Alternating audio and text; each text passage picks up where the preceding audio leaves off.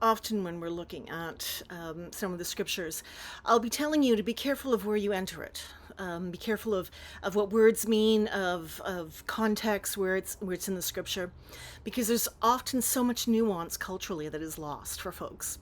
The scripture we're dealing with today, Lazarus and the rich man, this is one of those scriptures where it's like this big open hall and there are multiple doors to enter the scripture. You can take this numerous places. Where we're going to land first is what it's not about, because sometimes it can be used for things that are just not part of the Christian message. First of all, this is not a scripture about the afterlife, so do not glean anything about that. This is a scripture that is meant to tell a story, make a point with the Pharisees and those around that were listening, but this is not a prediction or a description or anything about life after death. So just kind of remove that right away. The second thing this is not is a story about Lazarus, the brother of Mary and Martha.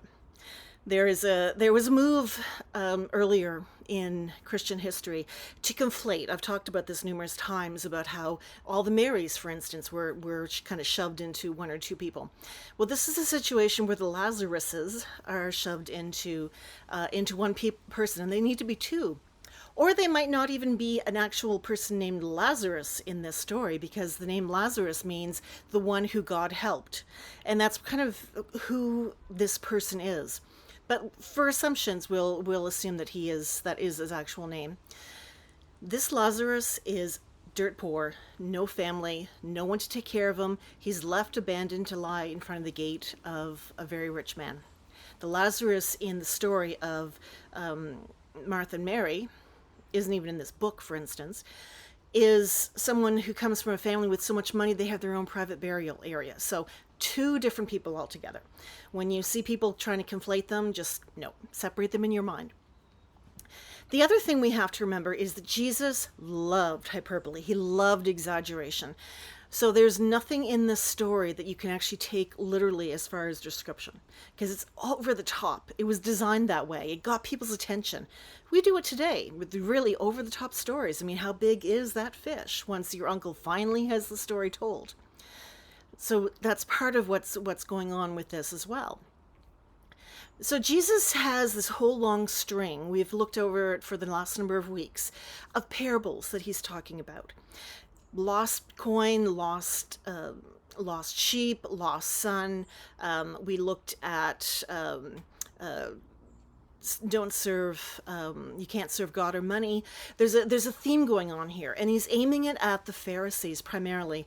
And the section that is left out between last week's scripture and this week's scripture very clearly says the Pharisees loved money, or they wanted money. So this is a teaching aimed at the temple establishment. The other part of that, remember, this is Luke. This is the social justice gospel. This is the one who looks at the lives of the poor and says, this is not right. This is the one who wrote the Magnificat and said the lowly will be brought up and the wealthy will be brought down. So we see that throughout all of Luke's narrative. So all of this are entry points to get into the story. So let's start. Jesus tells a story about a very rich man who dressed in purple all the time. Well, purple was one of the hardest cloths to find, which made it the most valuable. There's a reason we still associate this with royalty. And the story says he was wearing purple all the time. Well, even royalty doesn't do that. But there's the hyperbole all the time. And he had the most wonderful, sumptuous, fantastic food all the time.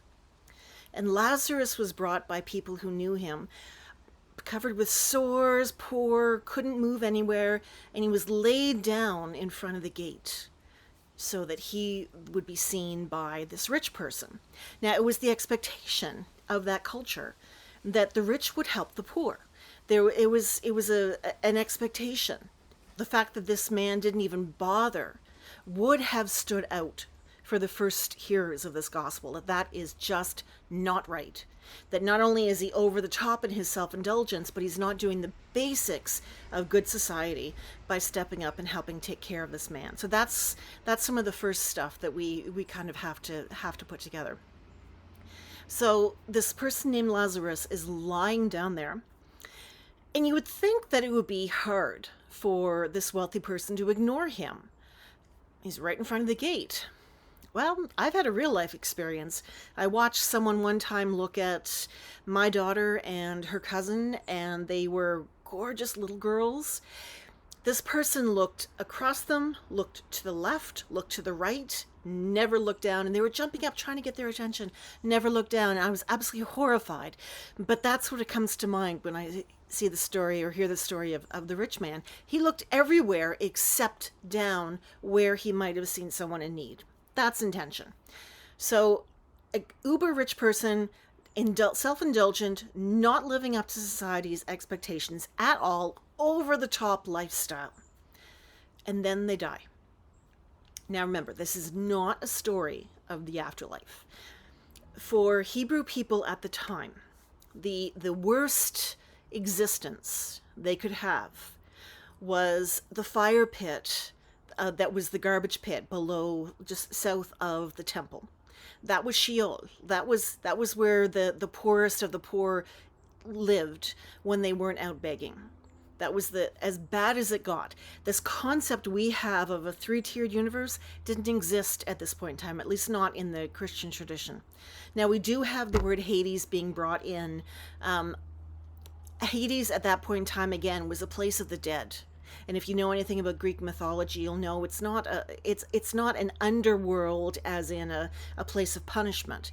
It was where people stayed. Some of them were not too happy about being there, but I mean, we even have the story of Persephone going back and forth. So it wasn't quite as dark as modernity might think it was. So we have the situation where the two men die. And the very rich man, who, by the way, never has a name, and that's intentional by Jesus. If you have a name, then you already are distancing yourself from someone.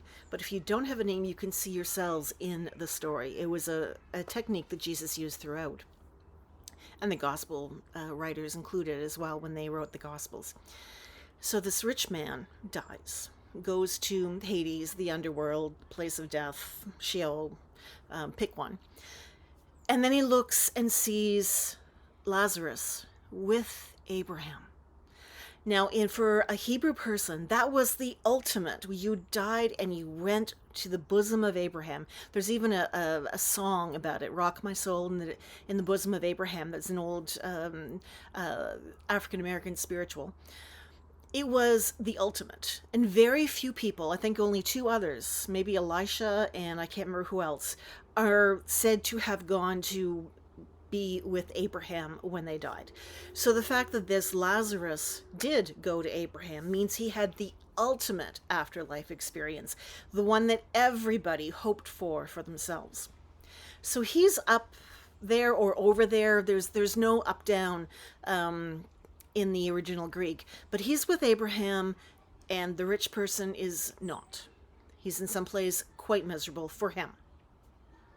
And then he looks over and sees Lazarus with Abraham. And he says, Father Abraham, can you please send Lazarus over and give me water, even just water on his finger, because I'm so thirsty. Notice the Lazarus is still being treated like a servant, like he doesn't matter to this rich man, because here he is telling Abraham, send Lazarus. Nothing significant about this person at all. For Abraham there is. For a rich man, never does. And Abraham says, nope, that's not something I'm going to send Lazarus to do. You had your pleasures in this world. Lazarus had horrible experience. Now that you're in the next life, the roles are going to be reversed. You will have the horror. Lazarus will have the great things. Doesn't sit well with the rich man, obviously. And he keeps begging, Father Abraham, please, please. And Abraham finally says, look, there's even a chasm between. Even if I wanted to, which I don't, even if I wanted to, I couldn't send him to you. So the rich man says, well, I've got 5 siblings at home. And I know that's often translated as brothers, but there's nothing in the Greek that says it's all boys. There's siblings at home with his father. And he says, would you please go tell them? And Lazarus says, nope. They had their warnings, the same as you did. And he says, but if you send someone who comes back from the dead, they'll listen. And Abraham says, you know what? If they're not listening to Moses and they're not listening to the prophets, they're not going to listen to someone who comes back from the dead. Now, you will be forgiven if you hear the tones of Dickens' A Christmas Carol in this story. There's very definite parallels. But it's also very interesting at the end where he says, even someone who comes back from the dead will not be listened to by those who don't want to hear. That's a direct connection to the people in the temple, to the people who would not accept Jesus after resurrection. And this is a reference to Jesus. Let's not kind of quibble about that one. This is Jesus trying to explain to those in power why they're missing the point. Jesus did not change anything of the Hebrew message. He might have said it in a different manner, but the innate messaging of the Hebrew tradition was consistent in what Jesus told them. And Jesus did not come to start a religion, okay? People did that afterwards, but he came to reform the Hebrew tradition that he was part of. It's often what happens to reformers. They don't intend to start something new. Go look at Martin Luther on that one. They just do because people can't see where this new way fits into the old way the same way as the reformer did originally. In all of this, the story is about listening to what has already been told. Some great magical kind of return from the dead, surprise everybody, shock everybody. It might work in the Christmas Carol, but it's not how faith transmits. If people are not going to listen, they're not going to listen. It doesn't matter what you do. Jesus knew that. The story has Abraham knowing that. The Hebrew people needed to learn that. And the temple folk were so convinced that they were presenting the truth about the story that they resented Jesus coming in and teaching that there was anything different, that they were not doing what they wanted to do. But Jesus was pointing to the temple folk about how they had taken the nugget, taken what the tradition was about, and they had turned it into something that it shouldn't be. They had lost God in the middle of all of this.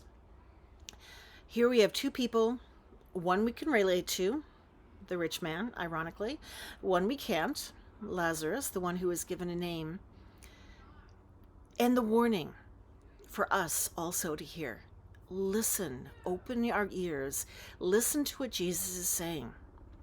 This is directly following on the heels of you cannot choose God and money.